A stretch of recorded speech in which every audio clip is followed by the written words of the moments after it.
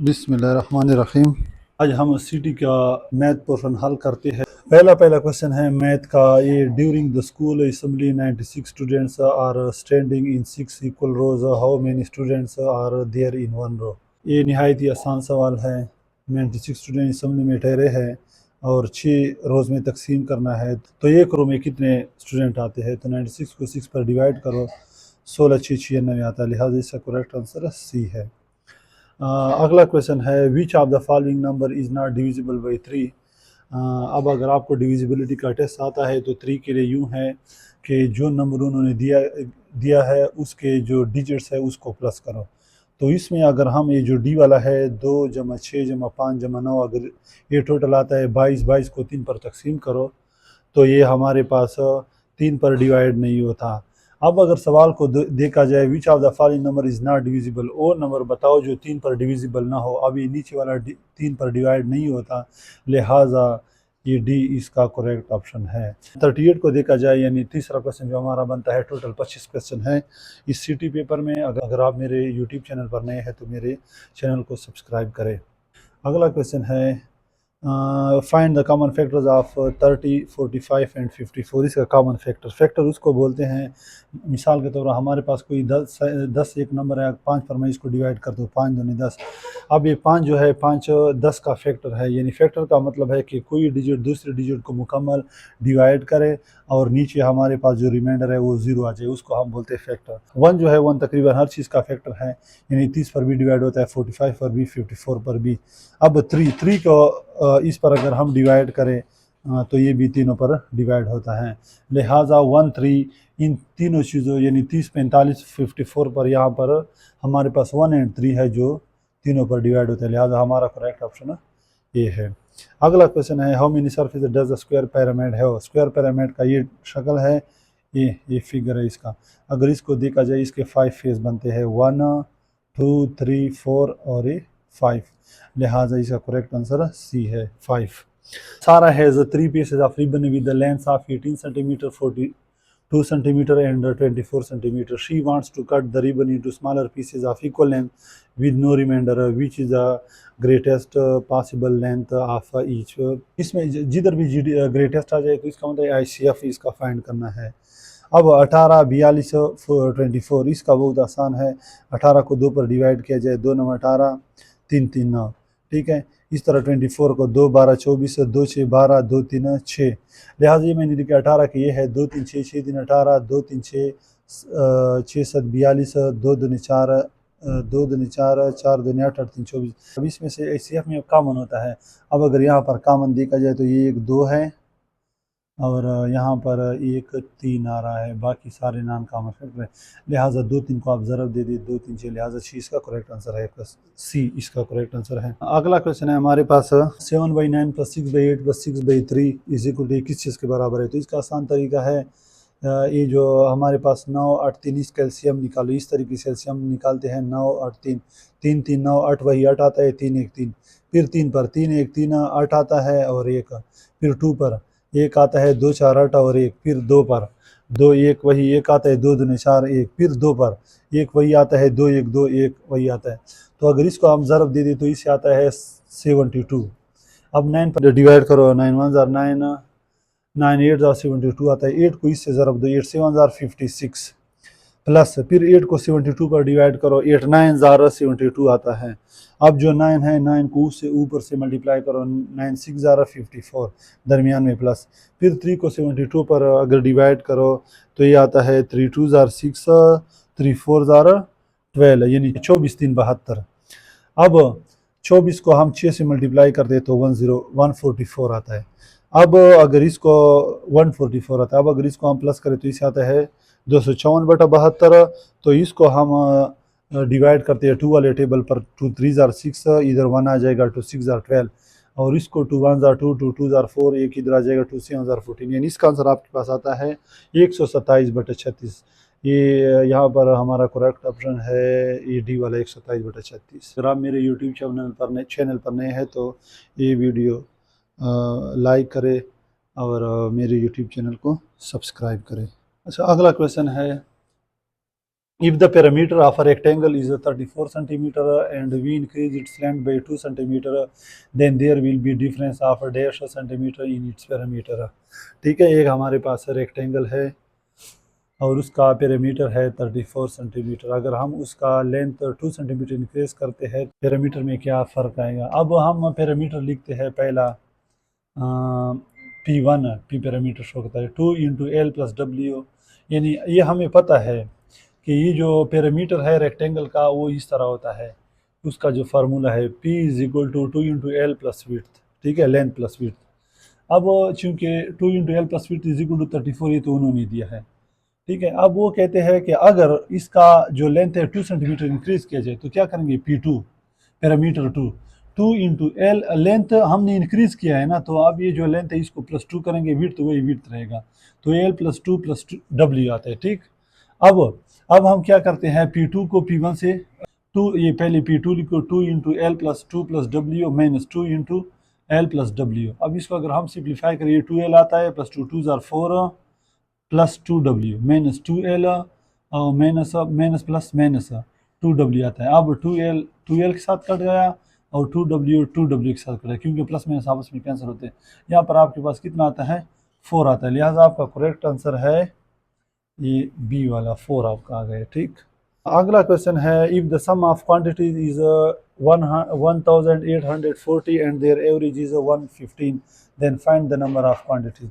अब इसका आसान सा formula, average is equal to sum of quantity divide by number of quantity, sum by number. अब sum उन्होंने दिया, नंबर तो अननोन है, तो लिहाजा अब क्या करते हैं हम, एन अगर हम क्रॉस मल्टीप्लिकेशन करें, एन इधर आ जाएगा और 115 इधर आ जाएगा, तो 1840 को 115 पर डिवाइड कर A16 आता है, लिहाजा आपका करेक्ट आंसर N16 है। अगला क्वेश्चन है, the solution of 4/5 into x plus 7 is equal to 3 into 2x minus 7 is. तो ये क्वेश्चन हम बाद में करते हैं, दूसरे पेज पर मैंने लिखा, यहाँ चूँकि जगह कम थी। 54 को देखते हैं। A rectangle EBCD is 20 centimeter long and 10 centimeter wide. There is a border towards the inner side of the rectangle that is 2 centimeter wide. Find the area of border. अच्छा, वो कहते हैं हमारे पास ये रेक्टेंगल है, मैंने बताया ये इसका लेंथ है 20 सेंटीमीटर, विड्थ है 10 सेंटीमीटर। अच्छा, अब उसमें हमने ये 2 सेंटीमीटर का बॉर्डर बनाया, 2 सेंटीमीटर 2 सेंटीमीटर 2 सेंटीमीटर 2 सेंटीमीटर, ठीक।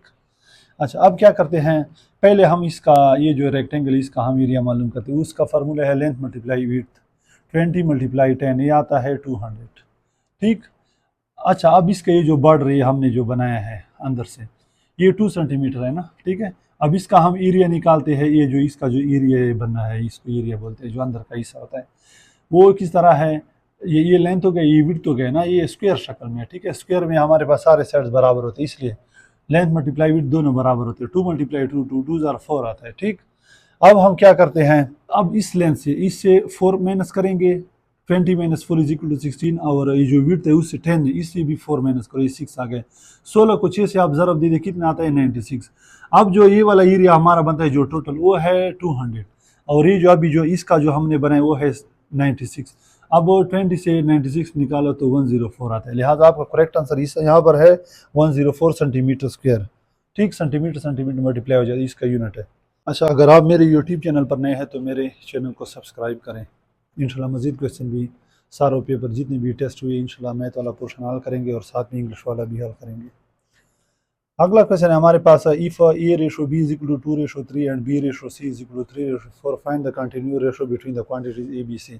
अब नहीं आई थी, आसान है ये, A ratio B ratio C, जो B होता है ये सेंटर में हम लिखते हैं अक्सर, तो ये हो गया A रेशो B 2:3 आ गया, और ये आ गया 3:4।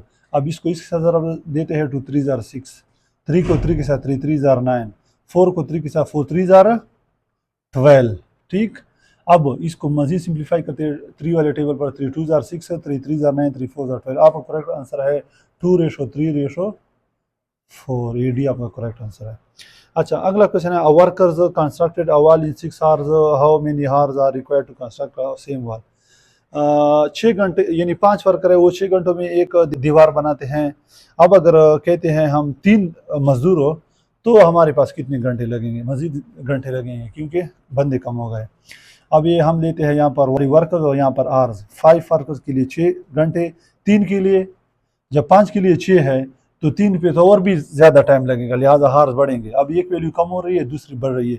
जब एक कम हो रही हो दूसरी बढ़ रही हो तो इसको हम बोलते हैं इन्वर्स प्रोपोर्शन। इन्वर्स में एक एरो ऊपर होता है, एक नीचे, दोनों के डायरेक्शन अपोजिट होते हैं। अब एक्स वाला हम किसा लिखते हैं, ये टेल होता है, ये हेड, टेल बाई हेड होता है। x/6 is equal to 5/3। अब मुझे x चाहिए, मल्टीप्लाई 6 एक कैंसिल हो गया, ये इसके साथ कैंसिल करो, 3 1 जार 3, 3 2 जार 6, 5 को 2 से ज़रब दो, 5 2 जार 10, लिहाजा x की वैल्यू आपके पास 10 यानी 10 आवर्स आपको चाहिए। डी वाला करेक्ट ऑप्शन है। अगला क्वेश्चन है, find the value of 76 increase in the ratio 5:2। ये इंतहाई आसान सवाल है, ये अक्सर आता है, कहीं कहीं पर डिक्रीज आता है, कहीं पर इंक्रीज आता है। 5/2 मल्टीप्लाई 76, 2 को इसके साथ कैंसिल करो 38 आता है, 38 को 5 से मल्टीप्लाई करो 190 आता है। अगला क्वेश्चन है, what is the factorisation of quadratic expression. इंतहाई आसान सवाल है। x² - 2x + 1, x² यानी इन दो का आप मल्टीप्लाई करो तो आपके पास आता है x²। ठीक, अब आपके पास दो ऐसे पेयर्स होने चाहिए, जब आप उसको मल्टीप्लाई करो तो ये आना चाहिए, जब आप उसको प्लस माइनस करो तो आपके पास -2x आना चाहिए। ठीक, अब हम करते हैं -x, ये दो पेयर है। अब अगर इसको मैं प्लस करूँ तो -2x आता है, मल्टीप्लाई करो माइनस माइनस प्लस x², यानी दोनों ये अप्लाई होती है इस पर। अब क्या करते हैं, x इसमें से कम लेते हैं, x -1 आ गया, x एक रह जाएगा, इधर 1 आएगा, इधर -1 x और ये माइनस हो जाएगा, -1 माइनस प्लस माइनस होता है। ठीक है, अच्छा अब आपके पास क्या आएगा, अब आपके पास आ जाएगा x -1 और x -1। अच्छा, यहाँ पर जो भी आप कॉमन लेते हैं, इसका और इसका ये दोनों सेम आएंगे। अगर सेम नहीं है तो समझो कि आपने कोई कॉमन या पेयर गलत लिया, लिहाजा x -1 इनमें से एक आ जाएगा और ये x -1। करेक्ट आंसर है इसका ऑप्शन ए। अगला क्वेश्चन है हमारे पास, the difference between two whole numbers is 60 if the ratio between them is 2:3, find the number. यहाँ पे सही नज़र नहीं आता लेकिन कोशिश करते हैं। अच्छा, हम कहते हैं कि 2x और 3x, let 2x and 3x be the numbers. वो हम कहते हैं कि वो जो दो नंबर है वो 2x और 3x है। 2 3 इसलिए लेते क्योंकि इन्होंने ये भी दिया है, ठीक है, इसलिए, और x तो अननोन वैल्यू हम लेते हैं, इसलिए 2x और 3x इसको देते हैं। अब 3x - 2x is equal to, इन्होंने बताया डिफरेंस उसमें 60 है, मैंने लिख लिया। अब आपके पास 3x से 2x निकल जाए, 60 आ गया। अब 2x और 3x से 2x इसलिए हम यहाँ पर 2:3 है, लेकिन 3x - 2x इसलिए लिखते क्योंकि 3 2 से बड़ा, इसलिए मैंने यूँ लिखा है। अब 2x, x की वैल्यू 60 है, 60 मल्टीप्लाई टू 120, फिर 3x है, 3 इंटू x कितना है, 60 है, 6 3 जार 18, लिहाजा 120 180 आपका करेक्ट आंसर है। ठीक, अच्छा अगला क्वेश्चन है, how many significant figures are there in the number 9000। अब यहाँ पर एक ट्रिक है, यहाँ पर मेरे ख्याल में पॉइंट नज़र आता है। अगर पॉइंट नज़र आता है तो जिसके पीछे पॉइंट लग जाए, अब ये सारे काउंट होते हैं 1 2 3 4, लिहाजा 4 ये आपका करेक्ट ऑप्शन है। हाँ, अगर नहीं है तो ये काउंट नहीं होते, लिहाजा आपका फिर अगर सिर्फ इस तरह होना, यानी पॉइंट नहीं लगा हो, डेसिमल पॉइंट, ठीक है, तो आपके पास ये 9 यानी सिर्फ एक ही डिजिट है, क्योंकि नॉन ज़ीरो डिजिट यानी नॉन ज़ीरो डिजिट होता है वो हम काउंट करते हैं, जो ज़ीरो ना हो, 1 2 3 4 5 6 7 8 9 ये डिजिट हो, तो इसमें आपके पास सिर्फ एक ही सिग्निफिकेंट फिगर होगा, लिहाजा यहाँ पर 1 है। अब इन्होंने, अब पता चलेगा उन्होंने पता नहीं किस तरह वो सही करते हैं। यहाँ पर पॉइंट अगर है फिर 4 है, अगर नहीं है फिर सिर्फ एक, यानी सिर्फ 9 इसका आंसर है करेक्ट। तो बहरहाल अब देखते हैं वो क्या सही करते हैं। अगला क्वेश्चन है, पेज पर लिखा हुआ है 52, उसको क्योंकि यहाँ पर जगह नहीं है, इसको फिर हल करेंगे। अगर आप मेरे YouTube चैनल पर नए हैं तो मेरे YouTube चैनल को सब्सक्राइब करें मज़ीद वीडियो देखने के लिए। इंशाल्लाह अगले इंग्लिश वाले भी और मैथ वाले मज़ीद जो पेपर्स है उसके भी MCQs हल करेंगे। The probability of any event is value that is between. किसी भी चीज़ की प्रोबेबिलिटी दो ही होती है, 0 या आता है या 1 आता है, लिहाजा डी इसका करेक्ट आंसर है। अगला क्वेश्चन है 54 में हमारे पास if n is equal to n power 1 find the sum of 13th and 20th term of sequence. तो ये इन्होंने फार्मूला पहले से दिया है। n 13 जब फाइंड आउट करना है, इधर 13 पुट करो, इधर 13, ये स्क्वायर आ जाएगा। अच्छा, ये स्क्वायर है, ये n is equal to n power, यहाँ सही नज़र है, ये स्क्वायर है, n स्क्वायर है, ठीक है, लिहाजा हमारे पास यहाँ सही नज़र नहीं है, दोबारा ये स्क्वायर है, तो 13 का स्क्वायर 13 कितना आता है 169, और 20 अगर पुट करें तो यहाँ पर 20 पुट करो, आपके पास 20 कितना आता है 400। अब 400 160 को प्लस करो 569, ये इसका कोई ये नहीं, इन दोनों को आप जमा करो तो आपके पास 569, ये बी करेक्ट आंसर है। अगला क्वेश्चन है हमारे पास, find x if log x into 4/9 is equal to 2। ये इंतहाई आसान सवाल है। यहाँ पर x हम लिखते हैं, ये जो x है ये 2 इसका पावर बन जाता है और ये 4/9 उधर चला जाता है। अब ये x स्क्वायर और 2, ये 4 2 का स्क्वायर है और ये 9 3 का है, इसका होल अगर हम स्क्वायर ले ले, हमारे पास log में है, जब ये पावर बराबर हो जाते हैं तो हम बेस लिख सकते हैं। x is equal to 2/3 correct answer है इसका। Find the value of a square plus b square plus c square when a plus b plus c is equal to 9 and ab plus bc plus c is equal to 20। ये हमारे पास formula है 9th में, a plus b plus c whole square ये होता है is equal to a square plus b square plus c square plus 2 into A B plus B C plus C है। अब ये तो आपके पास है अननोन, ये तो आपने फाइंड आउट करना है। a plus B plus C ये किस चीज़ के बराबर है, ये है आपके पास 9 और ये अननोन है plus 2 A B plus B C plus C, ये किसके बराबर 20। 9 का स्क्वायर लिया जाए 81 आता है और ये 2 को 420 से मल्टीप्लाई करें 40 आता है। अब ये 40 अगर इधर आ जाए, यहाँ पर प्लस में है यहाँ पर माइनस हो जाएगा, 81 माइनस 40, तो इसको अगर आप इससे निकाले तो आपके पास आता है 41। लिहाजा ये square plus B square plus C square is equal to 41, ये करेक्ट ऑप्शन है। ये जो 57 है, which of the following statements is true about the point, उन्होंने पॉइंट दी है, वो कहते हैं कि इनमें से कौन सा सही है। अब अगर देखा जाए द पॉइंट, यहाँ पर करेक्ट ऑप्शन सी है, the points are collinear. Collinear के लिए यूं है कि 3 मिसाल जो आपके पास जो ये पॉइंट्स उन्होंने दी है ये एक ही लाइन में होगी। ये मैंने ग्राफ आप लोग को समझाने के लिए दिया है। ये ग्राफ अगर देखा जाए कोलिनियर के लिए आपके पास ये जो लाइन है ये पॉइंट्स एक ही लाइन पर होने चाहिए और वो लाइन सीधा होना चाहिए, यानी मीन्स कोलिनियर पॉइंट्स इसको बोलते हैं कि सीधे लाइन पर अगर पड़े हैं तो इसको बोलते हैं कोलिनियर पॉइंट्स। अगर सीधे लाइन पर नहीं है, स्ट्रेट लाइन पर नहीं है, तो उसको हम क्या बोलते हैं, नॉन कोलिनियर। अच्छा, कोलिनियर पॉइंट्स के लिए आप इसका फिर क्या करोगे, ग्राफ ये निकालोगे, स्लोप निकालोगे। स्लोप आपके पास होता है y1 minus y2 divided by x1 minus x2। अब मैंने इसका निकाला है स्लोप ऑफ ए बी, इसका मैंने निकाला है -2 डिवाइडेड बाई 5 माइनस 1, तो -4/4 इज इक्वल टू -1। फिर स्लोप ऑफ बी सी मैंने निकाला है 2 माइनस 5 1 माइनस इंटू -2। अब इसको जब अमल करते हैं -3/3 आता है। अब इन दोनों के -1 देखो, -1 यानी दोनों का स्लोप आपके पास कितना आया, -1। अब जो कोलिनियर पॉइंट्स होते हैं सेम आता है, इसलिए अब यहाँ पर ये करेक्ट आंसर है, द पॉइंट्स आर कोलिनियर, यानी ये करेक्ट है। अगर ये आपके पास सेम नहीं आते तो समझो ये नॉन कोलिनियर है। नॉन कोलिनियर का ये ग्राफ है, ये देखो ये टेढ़ा लाइन है जबकि ये स्ट्रेट लाइन है, यानी पॉइंट्स एक ही लाइन पर हो तो उसको बोलते हैं कोलिनियर। ये बोलते हैं पॉइंट्स आर कोलिनियर जब सीधे लाइन पर हो, जब सीधे पर ना हो तो उसको बोलते हैं, यानी टेढ़ा लाइन हो तो पॉइंट्स टेढ़े लाइन पर हो या होम पॉइंट्स को मिलाते तो टेढ़ा बने तो इसको बोलते हैं हम नॉन कोलिनियर पॉइंट्स। अगला क्वेश्चन है हमारे पास, फाइंड द वैल्यू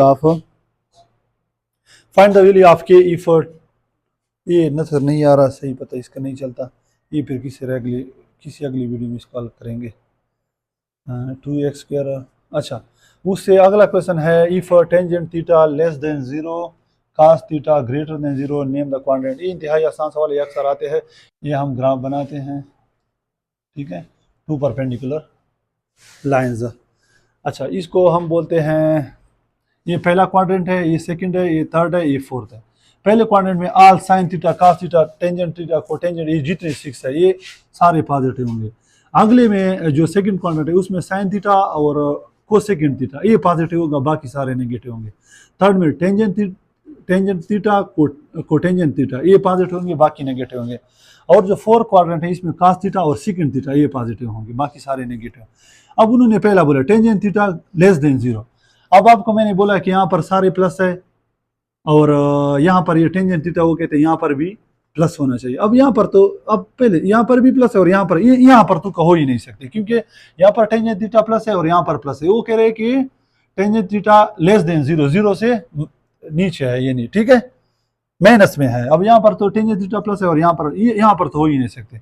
अब आगे देखो टेंजेंट थीटा कहाँ पर 0। अब अगर यहाँ पर देखा जाए कॉस थीटा क्या है, यहाँ पर प्लस होना चाहिए। सेकंड थीटा क्या है यहाँ पर, वो भी यहाँ पर प्लस में है, तो बाकी जितने भी है वो नेगेटिव है। चलो ये अब ये टेंजेंट थीटा यहाँ पर आ गया, टेंजेंट यहाँ पर आ सकता है और यहाँ पर भी आ सकता है। लेकिन दूसरा देखो, अब टेंजेंट थीटा अब ये तो वाजे होगा कि ये फोर्थ में आ रहा है, इसको देख। अगला क्या वो बता रहे, कॉस थीटा। अब कॉस थीटा यहाँ पर वो क्या करे, जीरो होना चाहिए, ये सारी जीरो से बड़ा है, तो लिहाजा यहाँ पर ये फोर्थ क्वाड्रेंट वो क्वाड्रेंट है जहाँ पर tangent theta less than zero है और cos theta greater than zero है। ठीक है, लिहाजा आपका करेक्ट आंसर 4 है। और यहाँ पर इसलिए नहीं है, यहाँ पर टेंजेंट थीटा क्या है वो भी माइनस में, चलो इस पर ये पूरा अप्लाई होता है, लेकिन cos theta greater than zero, लेकिन यहाँ कॉस थीटा तो ग्रेटर देन जीरो तो नहीं है, यहाँ पर तो माइनस में, लिहाजा आपका करेक्ट आंसर ये है, cos theta greater than zero, tangent theta less than zero, आपका ये फोर्थ क्वाड्रेंट में आता है। ठीक, और ये जो 60 वाला इसको अगले वीडियो में इंशाल्लाह हल करेंगे।